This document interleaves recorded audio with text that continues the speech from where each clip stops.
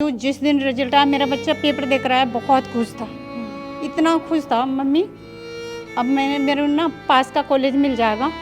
मैं इसने कॉलेज भी चुन लिया, मम्मी मैं इन कॉलेज में जाऊंगा।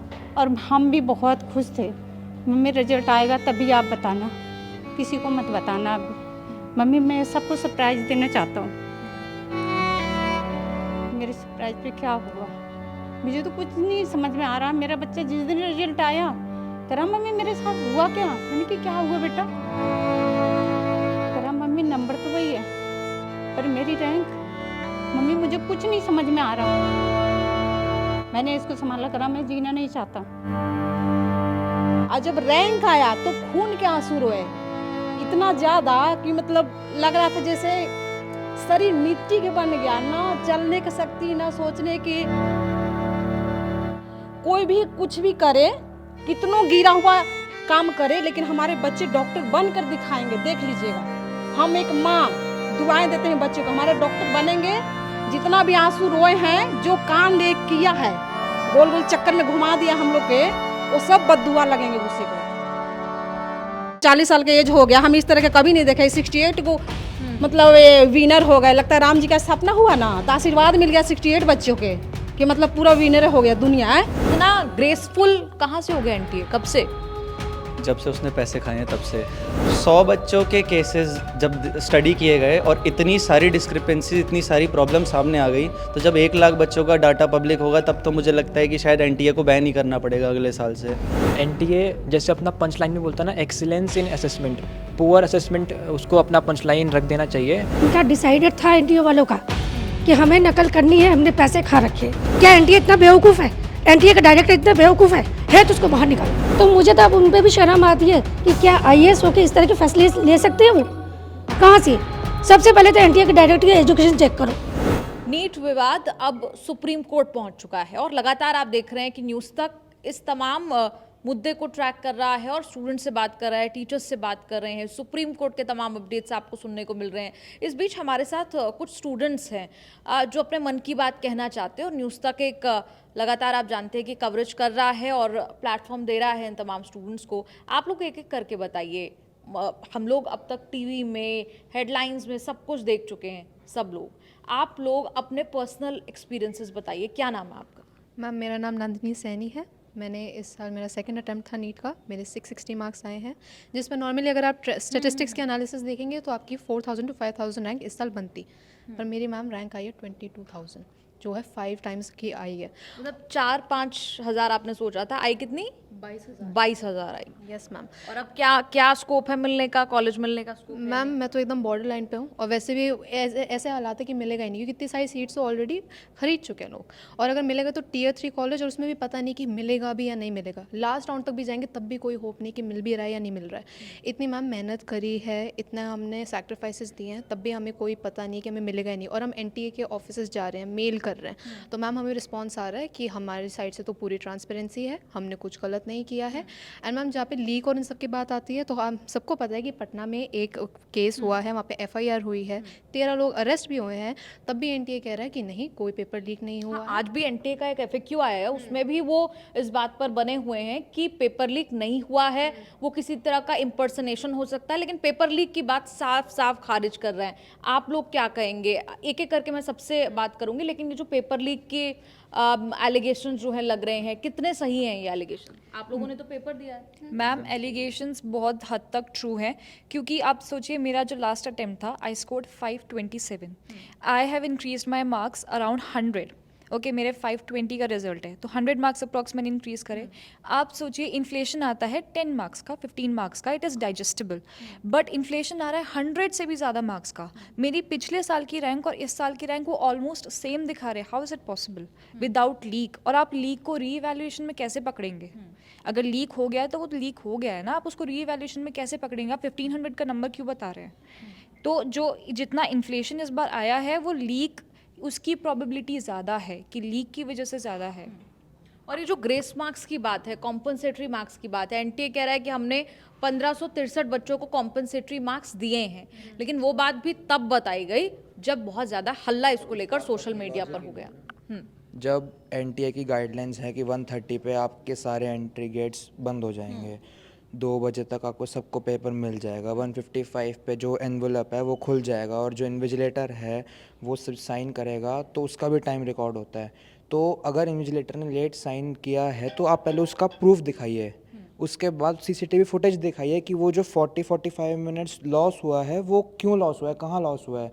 एक तरफ आप कह रहे हो कि हमारे सारे जितने भी सेंटर्स हैं वहाँ पे हम सीसीटीवी मॉनिटरिंग कर रहे हैं, उसके बाद आप कह रहे हो कि हमने सीसीटीवी फुटेज ऑलरेडी देख लिया, तो आप थोड़ी डिसाइड करोगे कि आपने देखी नहीं है, तो सुप्रीम कोर्ट डिसाइड करेगा ना। आप उनको फुटेज प्रोवाइड कीजिए ना कि क्यों टाइम वेस्ट हुआ है।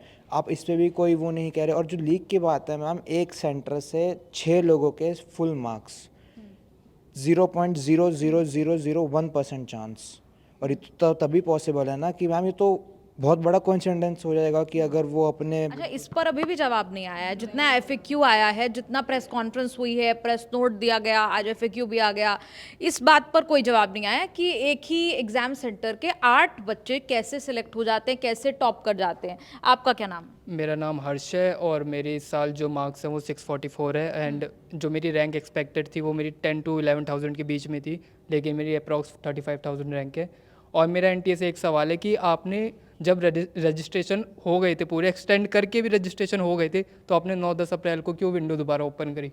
उसका क्या रीज़न अच्छा, था? उस पर भी संदेह है। मैं काफ़ी स्टूडेंट से बात करी, वो कह रहे हैं कि जो एक आध दिन के लिए विंडो को बढ़ाया गया, वो क्यों बढ़ाया गया। एक स्टूडेंट ने ये भी मुझे कहा कि क्या कहीं वो एक साथ जो छात्र सिलेक्ट किए गए हरियाणा के एग्जाम सेंटर के, क्या वो इन्हीं में तो शामिल नहीं थे जिनके लिए रजिस्ट्रेशन विंडो ओपन हुई? ये है ना कि अगर आपको पता है आपके 1 साल बाद पेपर है, तो क्या आप विंडो दोबारा खुलने का वेट करोगे रजिस्टर करने के लिए? अगर आप सीरियस हो, अगर आपको डेट पता है कि 5 मई को 2024 को मेरा पेपर है, तो 2023 में ही आप सोचोगे ना कि मेरे को इस दिन तक अपना रजिस्ट्रेशन करवाना है, इस दिन तक एडमिट कार्ड अपना हाथ में लेना है। तो क्या आप ये वेट करोगे कि नहीं नहीं एनटीए दोबारा विंडो खोलेगा तब मैं रजिस्टर करवाऊंगा? ये तो फिर कहाँ का लॉजिक हुआ ना। अच्छा, ये आप लोग मुझे बताइए कि आप लोगों ने अब तक कितने अटेम्प्ट दिए हैं, क्योंकि आपने अटेम्प्ट दिए होंगे, आपको पता है कि कोई ग्रेस मार्क्स पहले कभी नहीं दिए गए पिछले सालों में। आपको ये भी पता होगा कि टॉपर 2, 3, 4 टॉपर रहे हैं, इस बार 67 टॉपर रहे हैं। आप लोग बताइए क्या क्या नाम है आपका? मेरा नाम अनुष्का गौतम है और इस साल मेरा जो नीट का स्कोर है वो 626 मार्क्स है, जिस पे मेरी रैंक जो है वो 52,000 पहुंच गई है।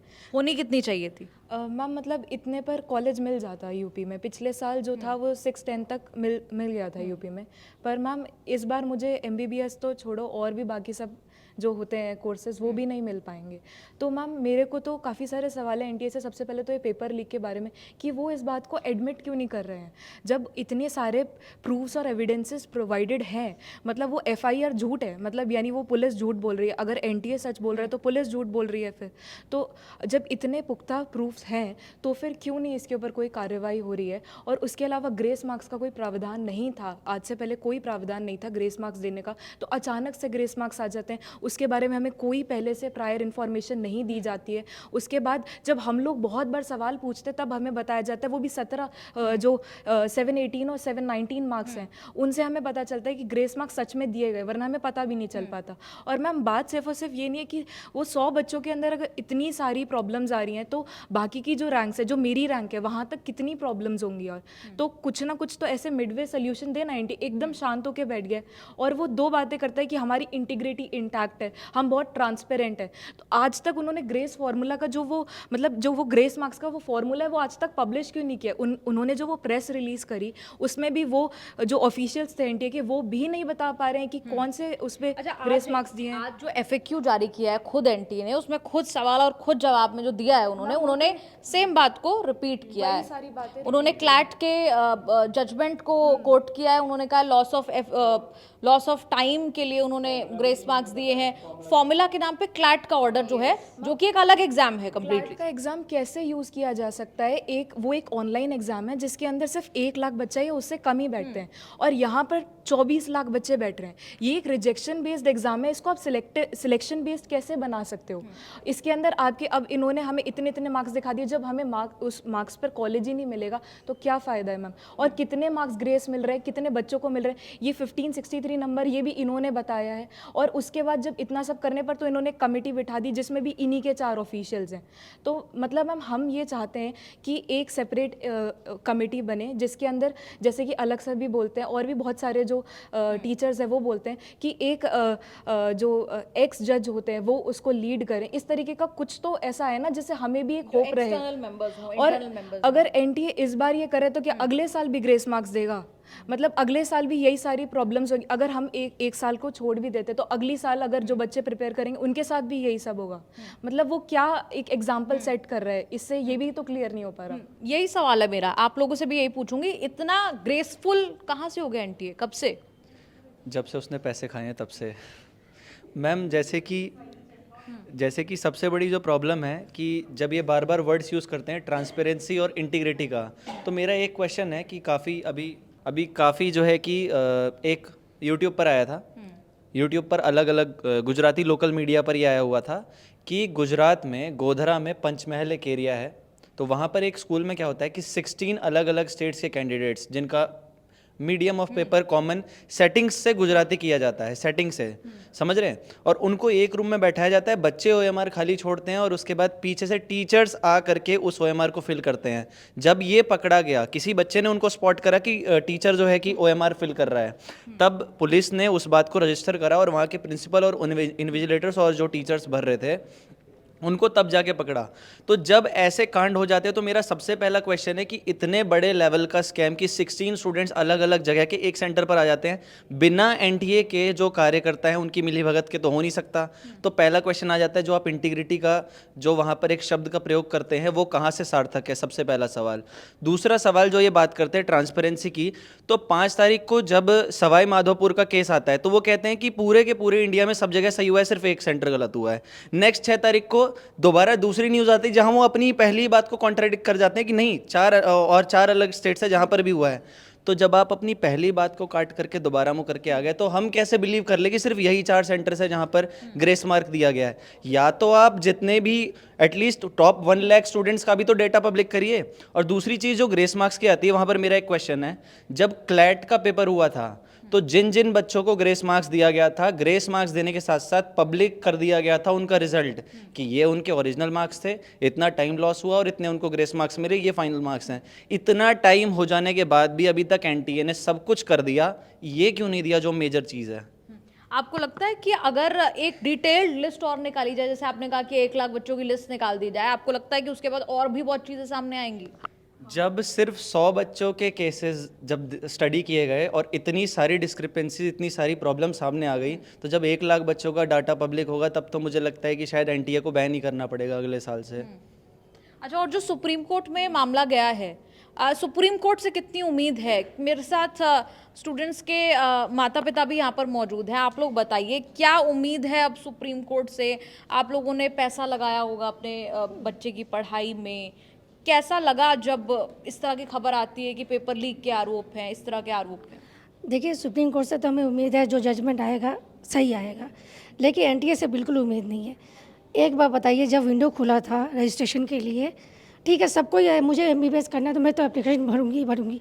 उसके बाद इनका डिसाइडेड था एनटीए वालों का कि हमें नकल करनी है, हमने पैसे खा रखे, बीच में विंडो क्यों खोला गया? इसलिए ना कि मैं कुछ भी स्कैम करे, लिखे वगैरह कुछ भी कर सकते। मेरे बच्चे का आया 670, हम पहले खुश हुए, रैंकिंग देख के पता चला 15,000 के करीब है। इसका दिल्ली में कहीं नहीं होने वाला, और मुझे पूरा विश्वास है एनटीए के पास कोई जवाब नहीं है चाय के अलावा, हर बात में उसको चाय चाहिए। ठीक है, हम इसी से संतुष्ट है कि वो तो वैसे ही चोर है, एनटीए चोर है और कुछ भी नहीं है। आप ये उम्मीद करो, एक बच्चा जो मेहनत करके इतनी नंबर ला रहा है, एनटीए से पूछ रहा है हर बात के लिए, भाई कोई सटीक जवाब नहीं है उसके पास, उसने पैसे खाए हैं, मुझे लगता है ऐसा, ये मेरा निजी विचार है। क्योंकि एक बार बताइए, दिल्ली में कभी भी 670 वाला बच्चे का एडमिशन हो जाता था, अब मुझे अपने बच्चे के लिए बाहर जाना पड़ेगा, क्या फ़ायदा? घूम फिर के हम वहीं आ गए। सुप्रीम कोर्ट से हमें थोड़ी बहुत उम्मीद है, जो वो देखेंगे सही देखेंगे।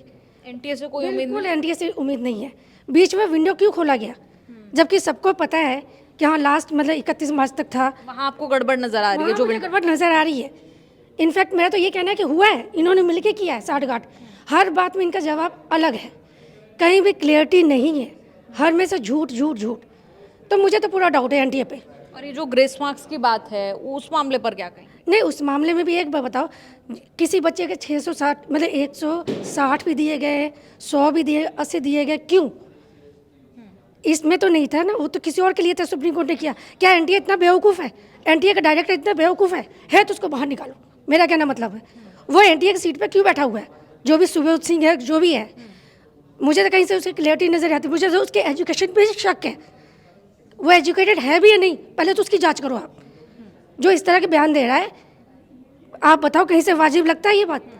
मुझे तो उसी पे डायरेक्टर पे ही शक है, वो भी मिला हुआ है। जो फॉर्मूला इन लोगों ने निकाला, जो फॉर्मूला बताया है, वो फॉर्मूला अगर मेडिकल वाले भी इस फॉर्मूले से काम करने लग गए कि भाई ये अमीर है, इसका इलाज अच्छे से करे, गरीबों को छोड़ दे, ये लागू होगा? मेडिकल का स्टूडेंट है, मेडिकल की पढ़ाई कर रहा है, ये वाला ग्रेस वाला वहाँ भी चलेगा क्या? भाई तुम अमीर घर क्या हो, तुम्हारा इलाज पहले कर दे, गरीबों को छोड़ दे, ऐसा होता है क्या कहीं? एनटीए का मुझे रुख बिल्कुल पसंद नहीं आया और मैं एनटीए को बिल्कुल खिलाफ हूँ। आप क्या कह रहे हैं? एनटीए में कोई ट्रांसपेरेंसी है नहीं, वो हमेशा बोलते रहते हैं ट्रांसपेरेंसी है, लेकिन कुछ ट्रांसपेरेंसी नहीं है। वो बात पे पलटते रहते हैं, हर बात पे पलटते रहते हैं। अब जैसे कि 719 की 718 की ग्रेस मार्क्स की बात है, ये इन्होंने कभी मेंशन ही नहीं किया कि ग्रेस मार्क्स नीट में दिए जाएंगे। ये बात तो तब उठी जब लोगों ने सवाल उठाने शुरू किए कि 718 719 नंबर कैसे आ गए बच्चों के। उसके बाद इन्होंने जवाब देना शुरू किया, और वो भी ढंग से नहीं बताया इन्होंने कि कितने बच्चों को ग्रेस मार्क्स मिले हैं, किस बेसिस पे दिए हैं और किस फार्मूले के थ्रू दिए हैं इन्होंने। ये फॉर्मूला आप क्या कह रहे हैं? मैडम, ये 1987 के आईएएस ऑफिसर है सुबोध सिंह, जो भी हैं डायरेक्टर, हाँ वो। तो मुझे तो अब उन पे भी शर्म आती है कि क्या आईएएस होकर इस तरह के फैसले ले सकते हैं वो? कहाँ से? सबसे पहले तो एनटीए के डायरेक्टर की एजुकेशन चेक करो, मेरा तो ये कहना है, और मैं इस पर मांग करती हूँ। चलिए, एनटीए के डायरेक्टर साहब पे वो कह रही थी, आप लोग क्या कहेंगे? जो फॉर्मूला दिया है कि हमने एफिशिएंसी मापी है, कभी सुना है ऐसा? एफिशिएंसी कैसे मापी जाती है? क्योंकि जाहिर सी बात है, नीट जैसे एग्जाम में तो इंसान जो है वो, आप स्टूडेंट जाके बायोलॉजी पहले अटेम्प्ट करते होंगे, है ना? हाँ, हम ना पहले बायो अटेम्प्ट करते हैं, बायो में कम से कम हमें 40 सेकंड लगते हैं क्वेश्चन सॉल्व करने में, और दूसरी तरफ लास्ट में हम फिजिक्स करते हैं। और बच्चों का, जैसे कि इन्होंने बोला ग्रेस मार्क्स देने का, लास्ट में जो छूटा होगा बच्चा फिजिक्स लास्ट में ही करता है। और फिजिक्स का क्वेश्चन सॉल्व करने के लिए, क्योंकि हमने भी पेपर दिया है, कम से कम 2-3 मिनट तो लगता ही है, ज़्यादा से ज़्यादा 5 मिनट भी लग जाता है, क्योंकि क्वेश्चन मुश्किल होते हैं फिजिक्स के। वो कैसे ऐसे 1 मिनट के 4 नंबर दे रहे हैं? अब वो हमें भी नहीं पता 4 नंबर ही दिए हैं कि उससे ज़्यादा भी दिए हैं।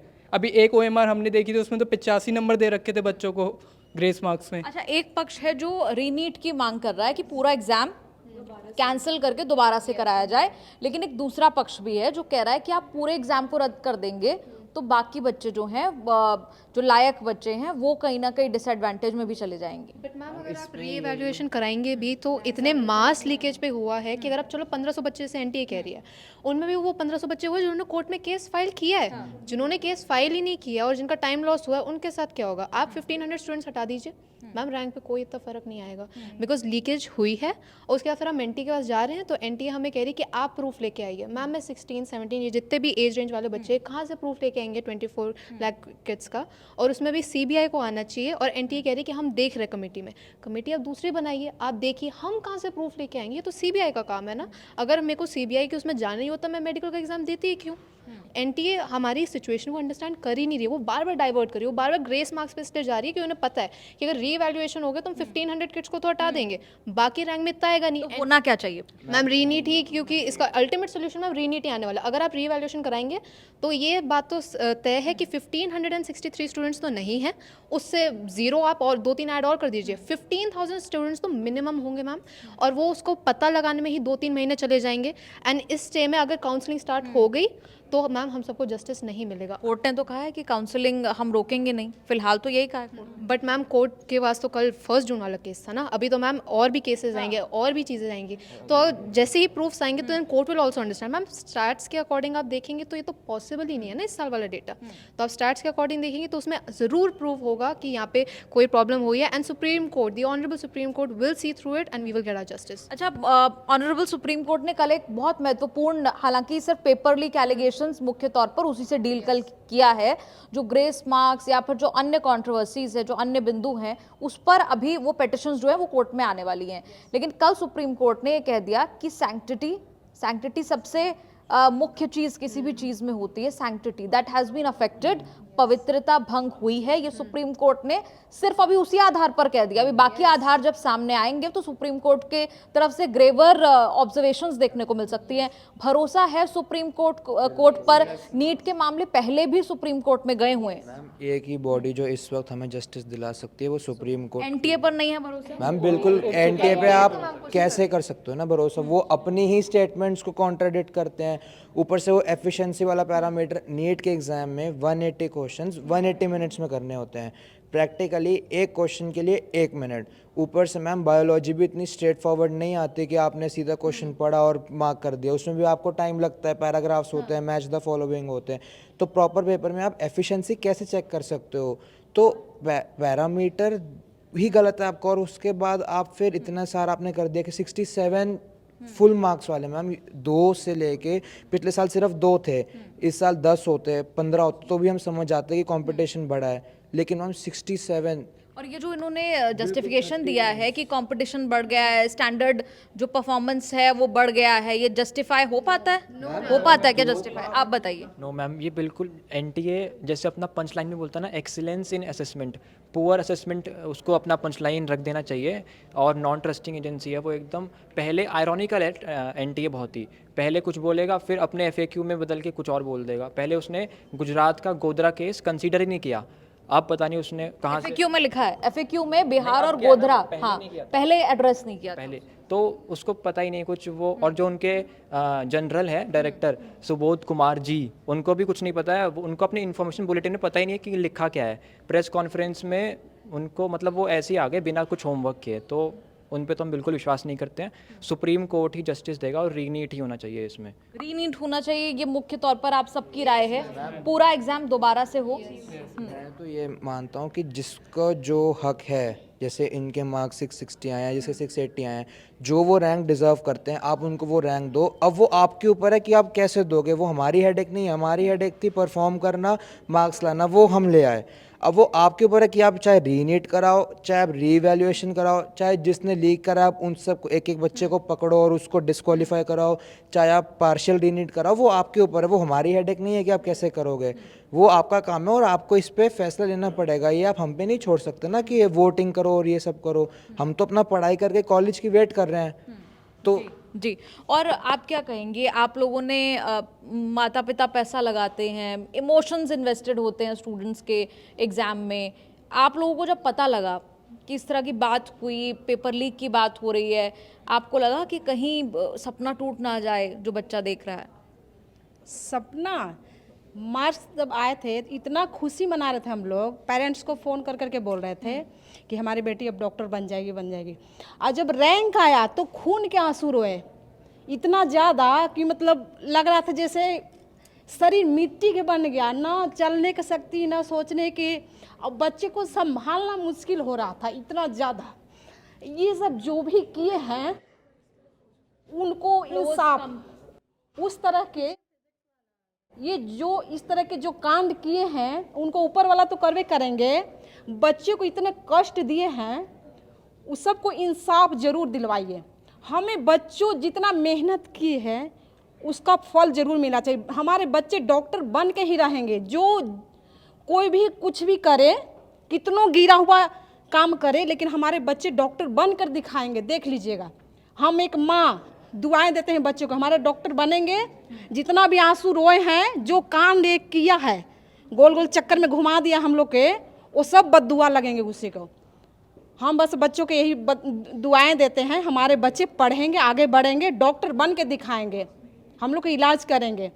हम इतना कम दिमाग वाला नहीं है और कमज़ोर दिल वाला नहीं है जो में खून के आंसू रोए तो एकदम स्थिर हो जाए। नहीं, हम लोग लड़ेंगे, इंसाफ पाएंगे, एक न एक दिन सफलता पाएगा बच्चों हमारा जरूर। अब क्या सुप्रीम कोर्ट से क्या उम्मीद कर रहे हैं? सुप्रीम कोर्ट इंसाफ देगी ही। हम लोग इस बच्चे जो गुराह क्या बोलते हैं वो लगाए हैं नारा कि हमको जो पढ़ाई का इतना अथी किए हैं, मेहनत किए हैं, उसको सफलता का हमको चाहिए, तो सफलता मिलेगा ही। ऐसे थोड़े है कि सुप्रीम कोर्ट हाई कोर्ट में जाएं और वहाँ हंगामा किए, कुछ भी ऐसा नहीं होगा। ऐसा कुछ नहीं, सफलता मिलेगा और देगा जरूर, सरकार देंगे। एनडीए तो कुछ नहीं कर सकते हैं, लेकिन सुप्रीम कोर्ट जरूर करेंगे। प्रेस कॉन्फ्रेंस में जो एंटी ने बात कही, कुछ समझ में आया आपको? कोई बात आपको लगा कि ये जस्टिफाई बात बोल रहे हैं? कोई बात उनकी लगी आपको, कन्विंस हो पाए उनकी किसी सफाई से या नहीं? उससे तो कोई ऐसा नहीं लगा कि कुछ होगा, ऐसा कुछ नहीं है।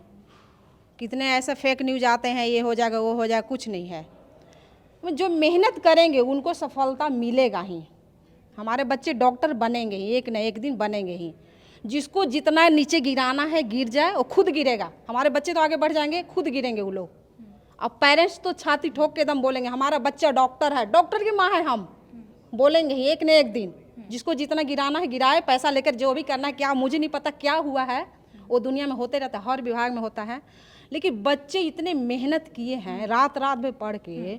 सुबह 5-6 बजे हम उठते थे, जब बच्चे हमारे पढ़ते रहते थे। 2 बजे 3 बजे 1 बजे हम कॉफ़ी बना के देते थे बच्चों को। इतना मेहनत किया है, उसका मांस दिखेगा नहीं रहेगा शरीर में, हर जगह हड्डी दिखता है। क्यों? और उस पर आप पानी फेर दिए, क्यों? सवाल क्यों आता है? मेहनत करने वालों को क्यों गिराया जाता है? ऐसा तो पहले कभी नहीं हुआ दुनिया में। 30 साल 35 साल से ज़िंदगी जी रहे हैं हम, 40 साल के एज हो गया, हम इस तरह के कभी नहीं देखे। 68 को मतलब ये विनर हो गए, लगता है राम जी का सपना हुआ ना, तो आशीर्वाद मिल गया 68 बच्चों के, कि मतलब पूरा विनर हो गया दुनिया है, और बच्चे नीचे गिर गए। पढ़ने वाले के कोई मूल्य नहीं है यहाँ दुनिया में, ऐसा कुछ नहीं है। सफलता ये लोग लाया है। अभी ये लोग डिप्रेशन में गया है, बहुत ये लोग संभाले हैं बच्चों के। हम कितने बच्चे आत्महत्या कर ले, क्या करे क्या करे, ये सब कौन देगा? इंसाफ हमें चाहिए, हमें इंसाफ चाहिए। जैसे भी हो हमारे बच्चे डॉक्टर बनेंगे तो बनेंगे, एक न एक दिन बनेंगे, बना के हम दिखाएंगे। हमें इंसाफ चाहिए बस, और कुछ नहीं चाहिए हमें। थैंक यू जी, बहुत बहुत शुक्रिया, बहुत खुल के आपने अपनी बात रखी। आप क्या कहेंगी, सहमत है जो सारी बातें मैम कह रही थी? मैं ये कहना चाहती हूँ कि एनडीए वाले पहले तो ये जवाब दें, अगर बच्चे 650 नंबर तक लाए हैं, इतनी मेहनत करके लाए हैं बच्चे, पूरे साल मतलब मेहनत करते हैं। यहाँ पे 3-3 4-4 साल के ड्रॉपर बच्चे हैं। मेरा बेटा भी उसमें शामिल है कि 4 महीने वेंटिलेटर पे था। 644 नंबर है। अब इसमें कोई कॉलेज नहीं मिल रहा। क्या हुआ था? आप कह रहे वेंटिलेटर पे थे, क्या हुआ था? बहुत तबीयत खराब हो गई थी इसकी। पहले तो उन्होंने मतलब ये टेस्ट दे, जी खड़ा है, बात करिए। अच्छा, क्या कह रहे हैं बताइए। तो इसका मतलब ऐसे हो गया था कि ये टेस्ट देकर आता था, रात भर हम इमरजेंसी वार्ड में होते थे, ग्लूकोज चढ़ते थे। इस पूरे साल में ही चला था। हाँ, तो फिर बाद में ही टेस्ट हुआ, उनकी रिपोर्ट सारी नॉर्मल आते थे। टेस्ट में पता चला कि अपेंडिक्स है, अपेंडिक्स का ऑपरेशन किया। फिर उसके बाद इसके इन्फेक्शन पूरी बॉडी में हो गया। फिर जो है इनका मतलब फिर उनकी रिपोर्ट में कुछ हम समझ में नहीं आता था उनको। लास्ट में उन्होंने जवाब दे दिया, साकेत वाले मैक्स में उन्होंने रेफ़र करा। वहाँ जाके फिर इसका ट्रीटमेंट हुआ, ऑपरेशन हुआ दिल का। ठीक ठाक ट्रीटमेंट हो? ठीक है, हाँ 6 महीना का फिर इसका कोर्स चला। इसके बैच के बच्चे हैं, ये नहीं गया, क्लास नहीं गया। हमने ऑफलाइन की फ़ीस भरी थी मैम, लेकिन हमारा बेटा क्लास नहीं गया। फिर इसने अपना घर में ही बैठ के सिलेबस कंप्लीट करने में लग गया। सर से हम मिल के आए थे। फिर इतने कंप्लीट करने के बाद हमारे बच्चे के इतने नंबर आए। कितने मार्क्स आए? इसके 644 नंबर है। घर पे खुद पढ़ाई की? हाँ, फिर मेहनत करी इसने घर पे। टेस्ट दिए, टेस्ट देने पूरा गया ये ऑफलाइन। लेकिन इतना करने के बावजूद जिस दिन रिजल्ट आया, मेरा बच्चा पेपर देख रहा है, बहुत खुश था। इतना खुश था, मम्मी अब मेरे ना पास का कॉलेज मिल जाएगा। मैं इसने कॉलेज भी चुन लिया, मम्मी मैं इन कॉलेज में जाऊंगा। और हम भी बहुत खुश थे। मम्मी रिजल्ट आएगा तभी आप बताना, किसी को मत बताना अभी। मम्मी मैं सबको सरप्राइज़ देना चाहता हूँ। मेरे सरप्राइज़ पे क्या हुआ मुझे तो कुछ नहीं समझ में आ रहा। मेरा बच्चा जिस दिन रिजल्ट आया, कह रहा मम्मी मेरे साथ हुआ क्या? मैंने कि क्या हुआ बेटा? कह रहा मम्मी नंबर तो वही है पर मेरी रैंक। मम्मी मुझे कुछ नहीं समझ में आ रहा, मैं उस समय इसके साथ थी। मैंने कहा सर के पास भेज रिजल्ट, क्या हुआ? मैंने कहा अभी तो मेरा बच्चा इतना डिप्रेशन से निकला, अब मेरे बच्चे के साथ ये क्या हो रहा? मैं समझ गई मम्मी मुझे कहीं कॉलेज नहीं मिलेगा। मैंने कहा चुप रह, शांत रह तू। हम कहीं गए हुए थे उस टाइम। मैंने कहा घर चलो बेटा तुम। मैंने इसको संभाला, करा मैं जीना नहीं चाहता। मैंने कहा ऐसी थोड़ी ना होता कि मेडिकल नहीं कर पाए हो तुम, जीना नहीं चाहते। तुमने तो पूरी अपनी फुल मेहनत करी है, ऐसे क्यों कर रहे हो? मैंने कहा तुम मेरे लिए हो, मैं तुम्हें नहीं छोड़ सकती। उस दिन से मैं अपने बच्चे को रात को अकेले नहीं लेटने देती, मैं साथ में लेके लेटती हूँ। कभी भी बच्चा क्या ले ले, मेरा एक बच्चा है, मैं किसके लिए जीऊँगी।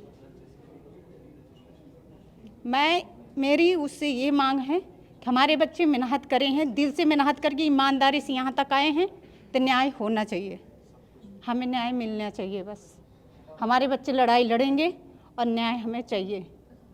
हमें सुप्रीम कोर्ट पे पूरा भरोसा है कि जैसे वो बच्चे सुप्रीम कोर्ट में गए, उनको नंबर दे दिया गया, हमारे बच्चे मेहनत करके यहाँ तक नहीं पहुँचे, इनको भी तो मिलना चाहिए। इनके साथ क्या न्याय कर रहे हैं, इनके साथ भी न्याय होना चाहिए और सुप्रीम कोर्ट ज़रूर करेगा, ये मेरी आशा है उनसे। लगता है कि सुप्रीम कोर्ट से न्याय मिल पाएगा? हाँ, हमें तो पूरा भरोसा है, सुप्रीम कोर्ट सबकी सुनता है, हमारी भी सुनेगा और अलग सर हमारे साथ हैं, तो हमें तो पूरा भरोसा है कि सुप्रीम कोर्ट हमारी बात ज़रूर सुनेगा और हमारा साथ न्याय ज़रूर होगा।